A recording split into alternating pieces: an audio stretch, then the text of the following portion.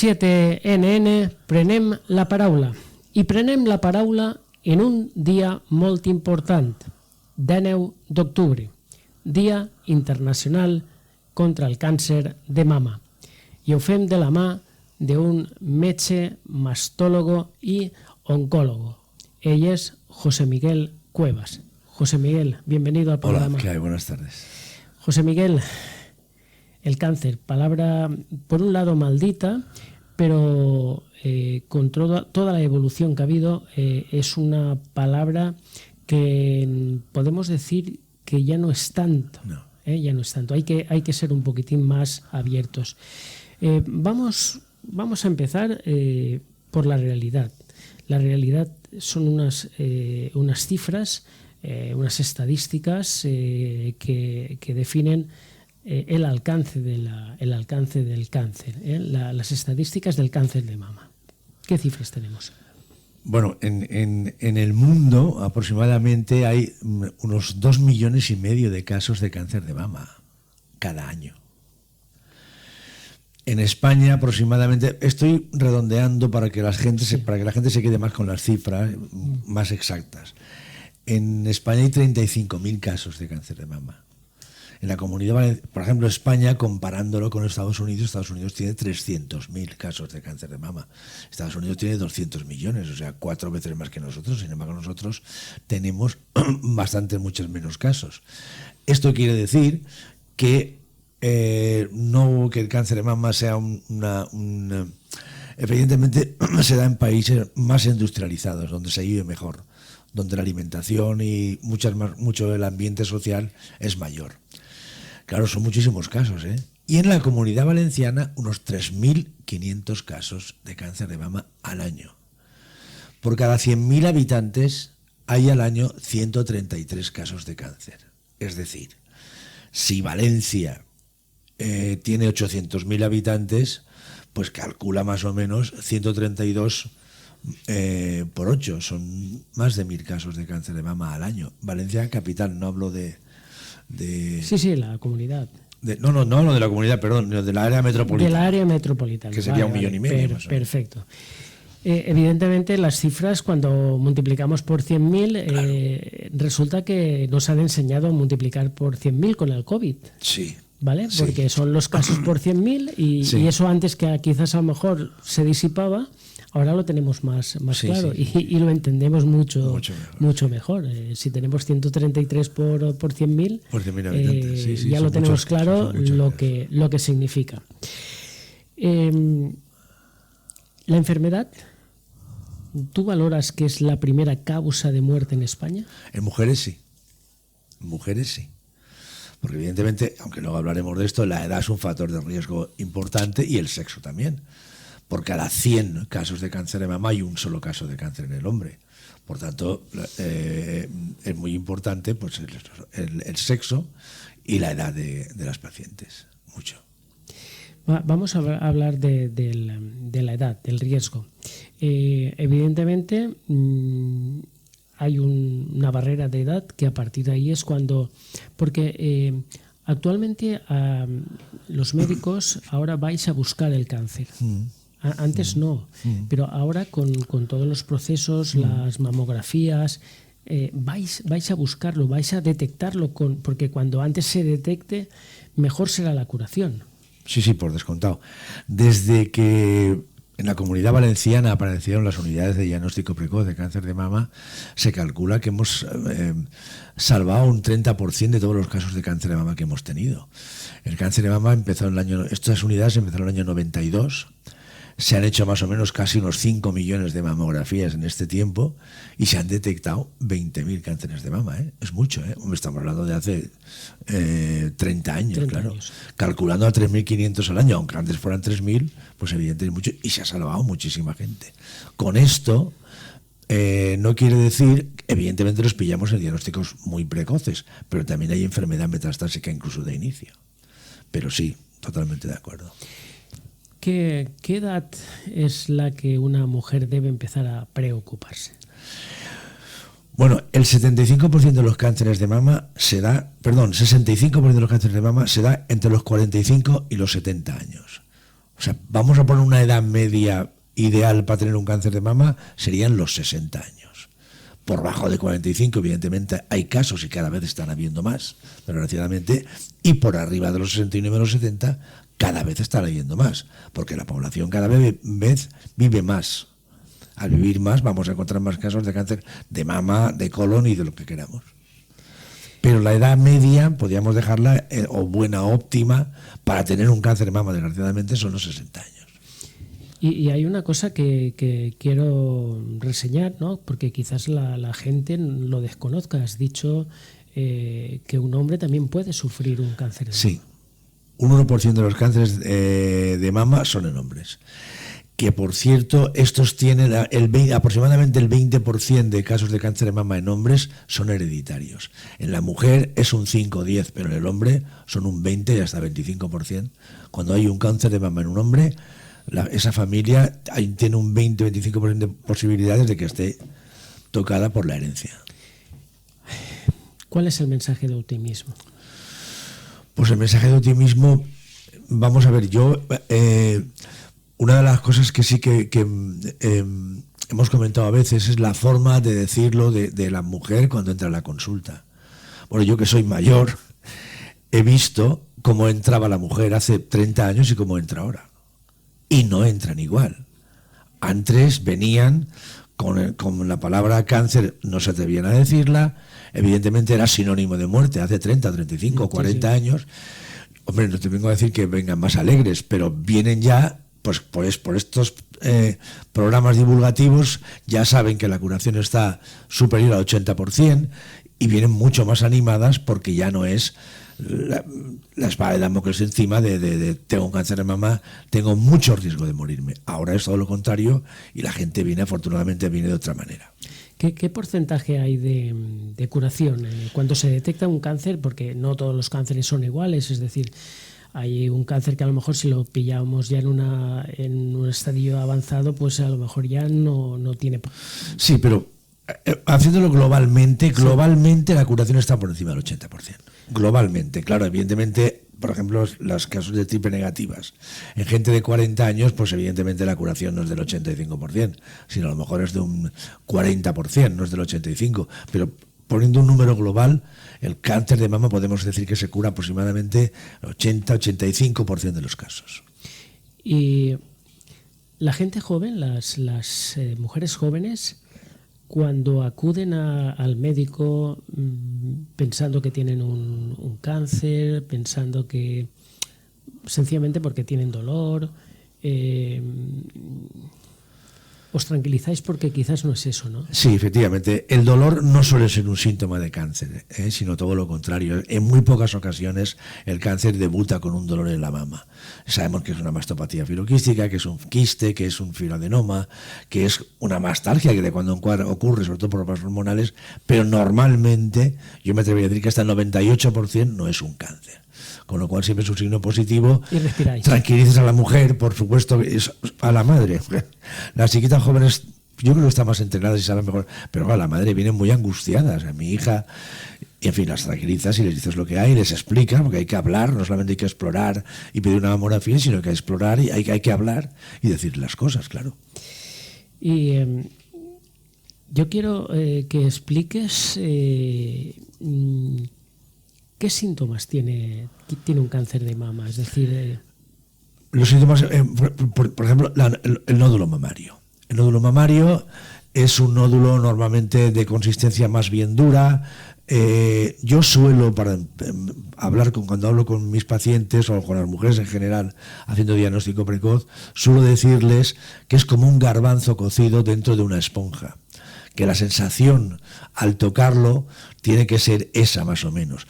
Cuando es blando, cuando duele mucho, normalmente no pasa nada. Cuando es blando, tampoco pasa nada. Solamente suelen ser microquistes o incluso el mismo tejido mamario que por acción hormonal ha aumentado de tamaño y duele. Y el nódulo es una de las cosas. Otra de las cosas es la retracción del pezón. El pezón se retrae y es un síntoma de alarma que puede ser un cáncer de mama.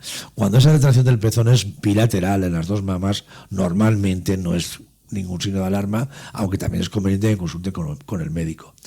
Y otro síntoma importante y alarmante es la telorragia. La telorragia es la emisión de sangre por el pezón.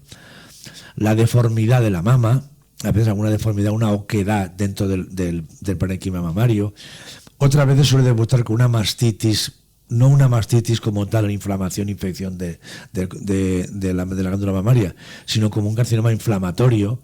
Entonces puede ponerse la mama roja, caliente, incluso con fiebre, simulando una mastitis. Esos son los síntomas más importantes, pero sobre todo el más importante es el nódulo mamario. Punto. Por eso hablamos tanto de la autoexploración, que es muy importante para las mujeres, que sepan explorarse pues una vez al mes, en fin, las condiciones que se requieran en cada momento. ¿Y qué porcentajes hay de un cáncer hereditario? Ya hemos hablado que en el hombre hasta un 20-25% y en las mujeres de un 5 a un 10%, ¿vale? Pero también vemos lo que se llama, dentro de los cánceres esporádicos, hay un 20% de pacientes que cuando tú le haces una anamnesis sobre la historia familiar de cáncer de mama, siempre tienen algún familiar.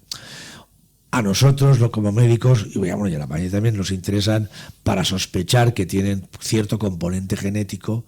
Hemos de pensar en antecedentes de mama, de cáncer de mama, pues de primer grado. Primer grado es la madre o la hermana, que sean premenopáusicas. Cuanto más joven y más contacto directo, más riesgo de que esto sea un cáncer de mama hereditario. En fin, iremos hablando de lo que hay, pero que es, como cifra, un 5 al 10% es hereditario. El cáncer en general es una enfermedad genética, generalmente no hereditaria, ¿vale? Pero sí hay casos, el síndrome mama-ovario en la mama, y un 5 o 10%. Y quizás esta es la primera pregunta que debíamos de haber formulado, pero la vamos a formular ahora y no pasa nada. ¿Por qué se produce el cáncer? Bueno, sí. Bueno, el cáncer es un crecimiento desordenado de las células. Algo ha fallado dentro de esa célula para que empiece a dividirse de forma bestial y a multiplicarse y a formar un nódulo y a formar un bulto que luego va a emigrar a otro mediante la sangre, mediante la linfa o por contigüidad directa con el tumor, y va a dar la muerte del paciente porque disminuye la inmunidad, porque coge vasos y los rompe y los rasga y hay hemorragias, porque segregan sustancias que provocan pérdida de peso, que provocan una anorexia, o sea, una pérdida de apetito total, en fin, por muchísimas más cosas. Pero en general es un crecimiento desordenado de células. Algo falla genéticamente ahí. La biología molecular, que es la que estudia todos estos fenómenos, la función de las moléculas, digamos las macromoléculas celulares, algo han fallado esos genes. El motivo, ahora estamos empezando a conocer muchísimas más cosas de la biología molecular. Has dicho antes que llevas más de 30 años en la profesión, ¿vale? Más de 30 años. ¿Cuáles han sido los avances en todo este tiempo? Perdón, ¿cuáles? Sí, ¿cuáles han sido los avances? Los avances médicos. Bueno, pues en la mama, yo siempre lo comento que han sido, claro, al ser mayor te da más esto.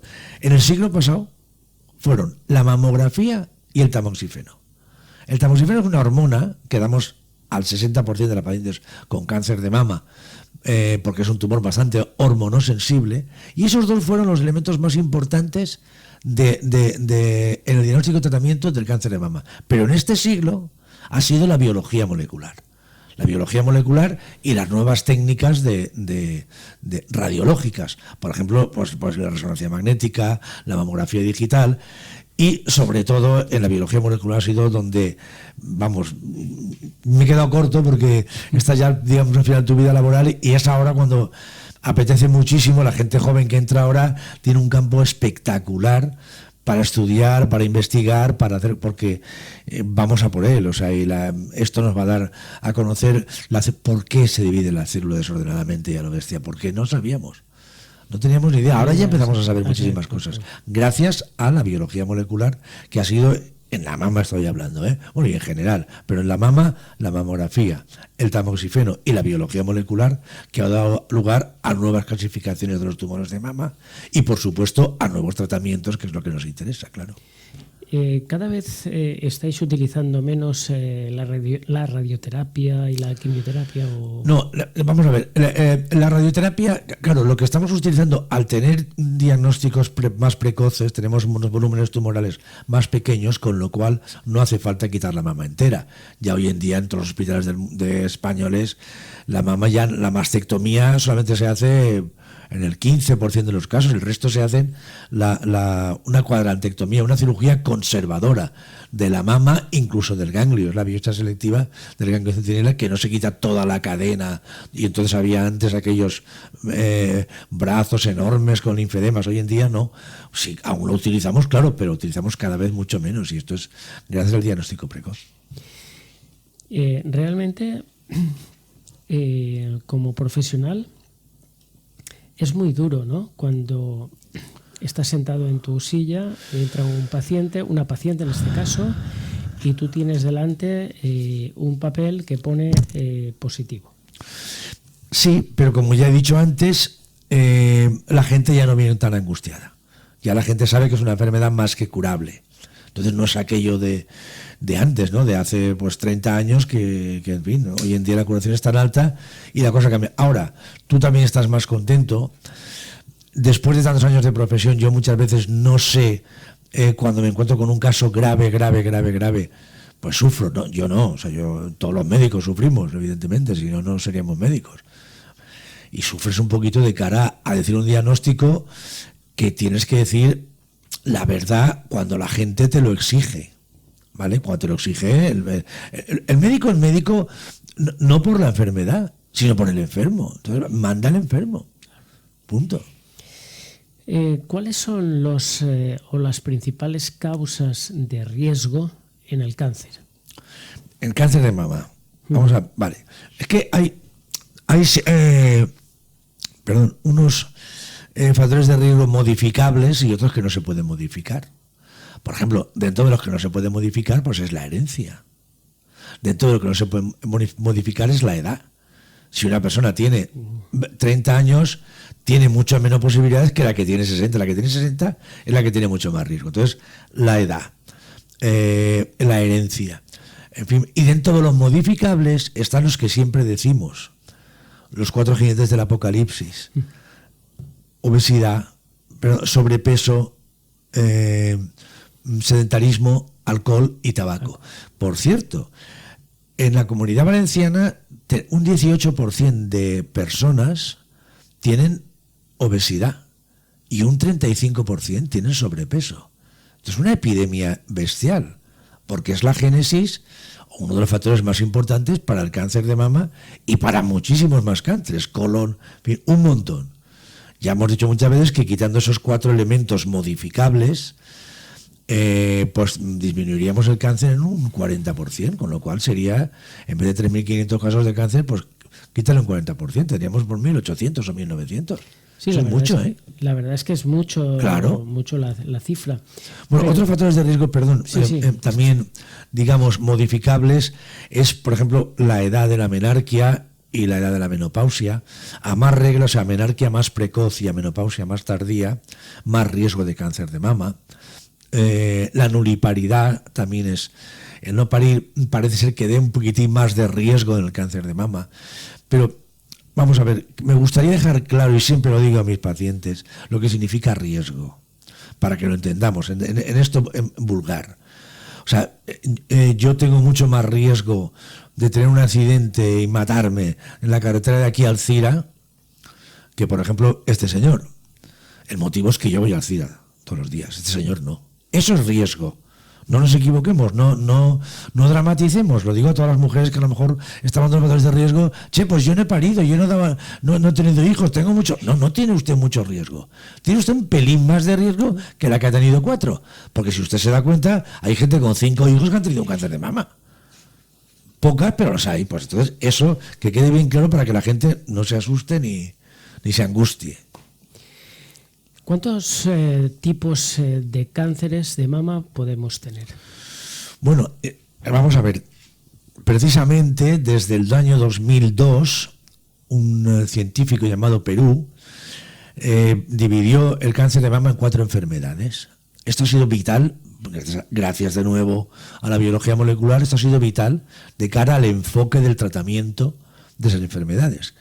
Luminal A, luminal B, ER2 positiva y triple negativa. Por la más beneficiosa, la menos maligna es la luminal A y la más maligna es la triple negativa.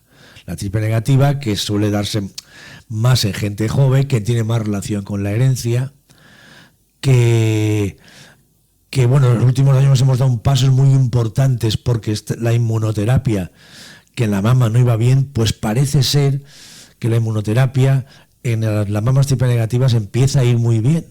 Porque las triples negativas, el 80% suelen ir, hay un 20% que va muy mal, pero hay un 50% que van mal y otro 50% que van bien. No sabemos exactamente el porqué. Lo que sí sabemos es que esos pacientes que parece que van mal, gracias a la inmunoterapia, parece ser que están yendo mejor. Y estamos en los albores de la inmunoterapia en la mama. Estoy seguro que en 4 o 5 años la inmunoterapia en ese tipo de cánceres tan agresivo como una triple negativa irán fenomenal. Estoy seguro. Y vamos llegando poco a poco al final de la entrevista, pero hay una cosa que es casi necesario, el entorno familiar para afrontar la enfermedad. Sí, muy importante, muchísimo. Y además en la mama, con los 60 años otra vez, esa mujer de 60 años con su marido, con sus hijos volcados y tal y cual, sí, es una maravilla, entenderme, pero que es muy agradable que toda la familia esté con la madre lo lleva eso muchísimo mejor, es mucho más feliz de ver su entorno y ayuda muchísimo al estado de bienestar que tiene esa paciente a aguantar mucho mejor los tratamientos, a pesar de que los tratamientos que no hemos hablado no tienen nada que ver con los tratamientos de hace 15 años, por ejemplo, pero sí, el entorno familiar ayuda muchísimo a que esa familia, al bienestar de esa mujer. Háblame rápidamente de los tratamientos, que es importantísimo. Bueno, ya te he hablado de inmunoterapia. Es un tumor muy hormonosensible. De hecho, el 60% de cánceres de mama, aparte de los tratamientos que lleven de cirugía, de radioterapia, de quimioterapia, el que lleven hormonas, pastillitas, que las llevan de 5, algunos hasta 7 y otros hasta 10 años, pues las hormonas es muy importante que ese tumor sea hormonosensible. Tiene muchísima más supervivencia y mucha más capacidad de éxito de curación que las que no son hormonosensibles. No es que las que no toman pastillas vaya muy mal, ni mucho menos, pero tienen un pelín de mejor pronóstico la paciente que toma pastillas. Punto. José Miguel Cuevas, día 19 de octubre, Día Internacional contra el Cáncer de Mama. Una enfermedad que no hay que temer, hay que mirarla a la cara. Sí, y por favor, antes de acabar, la prevención. La prevención es vital. Bueno, prevención primaria, que sería lo de evitar la obesidad, los malos hábitos del tabaco, del alcohol, del sedentarismo, pero sobre todo la prevención secundaria, que es la mamografía, cuando toque y como Dios manda. Cuando hablamos del alcohol no hablamos del gin tonic de la semana ni de la cerveza del viernes. Hombre, tampoco hay estudios que definan más riesgo y además todos esos estudios hay que cogerlos un poquito con pinzas. Una cosa es el bebedor social y otra cosa es el enolismo crónico, que esto ya sí que predispone ya a un más riesgo, pero riesgo de cáncer de mama y de muchísimos cánceres en general, claro. Pues José Miguel Cuevas, como siempre, un lujo tenerte aquí y gracias por hacer eco en este día tan importante de un mensaje de optimismo de cara a mujeres y hombres, porque el cáncer de mama no distingue. Gracias. Muy bien, a vosotros. Ya lo saben, sobre todo, prevención.